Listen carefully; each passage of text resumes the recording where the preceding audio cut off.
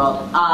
He's kind of a newer comic. He won the Chaser open mic, which happens after this show. He won it last week, which means he had the audience vote best set last week, which means he was asked back to perform at this show, which could happen to you if you guys go up at the Chaser tonight and win. So, are you guys ready for Joe Herrmann? Ladies and gentlemen, Joe Herrmann!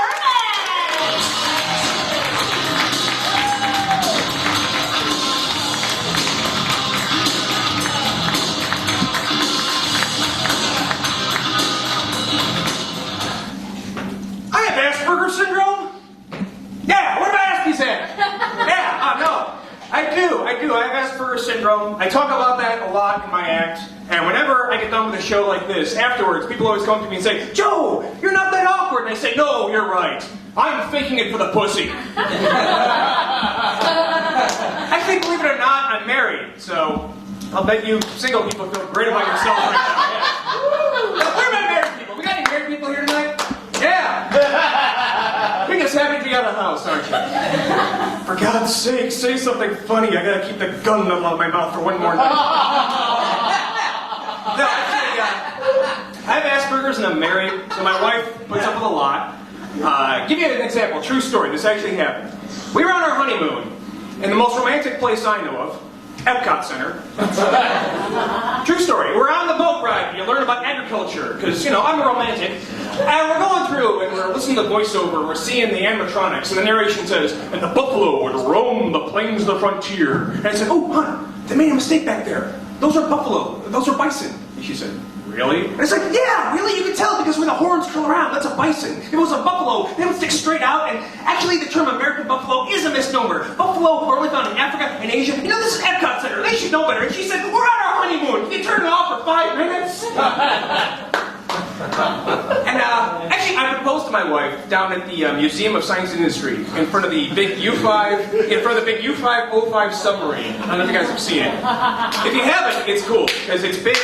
And as soon as you walk in, they take a picture in front of it. And as they took the picture, I got down on one knee, and she started to cry. And so we have this beautiful picture, the two of us having this lovely moment. This really happened. Except that in the background, there's a giant Nazi submarine. And her family's not from Chicago, so they don't know that's a thing we have here. They just know that some guy with the last name Herrmann proposed to their little girl in front of Hitler's bathtub toy. And they're trying to tell them, no, I'm not, that's not, ich bin ein Nazi. Anyways, yeah. I'm weird, I'm awkward, I know, I'm this weird, awkward man-child robot thing in front of you. And here's the thing, I'm like Mitt Romney in that regard, except when I get up on a stage, I don't try to hide the fact that I can't really relate to you humans. I did sneak out to see The Dark Knight Rises over the summer. If you haven't seen it, great movie. Little spoiler alert, Anne Hathaway's character is never actually referred to as Catwoman by name. But there is a scene where she takes a shit in a box. So, kind of implied. The thing with that movie everyone's talking about is, when I talk about the villain Bane, they say, oh, the voice doesn't work, it's weird. I think the voice works. I would just love to hear it in a different context. You know, like, come on down to Crazy Bane's House of Undying. Our prices are so low, you'd swear we are redistributing the wealth of Gotham. And I think it's a shame that Bane and Batman are mortal enemies in the film, because I would love to hear the two of them just hanging out like, hey Bane, did you catch Breaking Bad last night? Don't spoil it for me, I set up the DVR. There's certain phrases, thinking about phrases that don't make sense. Like, people say, it's raining cats and dogs outside. You've heard that before. It's raining cats and dogs. I don't like that, because some people like cats, and some people like dogs. You know what nobody likes? Taints. I don't care what your fetish is. Nobody is really into the taint, you know? I think it'd be much more descriptive. Wouldn't you love to hear that? Wouldn't you love to turn on TV and see Al Roker out there saying, hey everybody, it's raining taints outside. Holy shit, we can't go out in that. People will be calling to work. Yeah, can't come in. It's raining taints. Hallelujah. Another one that doesn't make sense, people say, treat this place like a zoo. It's kind of old-fashioned. You know, people say, that party last night. Your brother treated my house like it was a goddamn zoo. What do you people been doing at the zoo? I go to the zoo, I behave myself.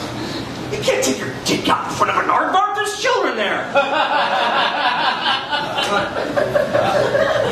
Summer's over, and one thing I'll miss about summer is every year Lion Cuckoo comes out with their summer chanty, delicious stuff. It's a lot more better than it used to be. It used to be summer sea chanty, where you just pop the top and all you hear is, it was Friday morning, we set sail, and we were not far from the land. When our captain, he spied a poor maid so dear with a comb and a glass in her hand. And the ocean waves did roll, and the stormy winds did blow. And we poor sailors were sitting at the top, while that lovers lie down below, while that lovers lie down below. And that's lovely, but you can't drink it.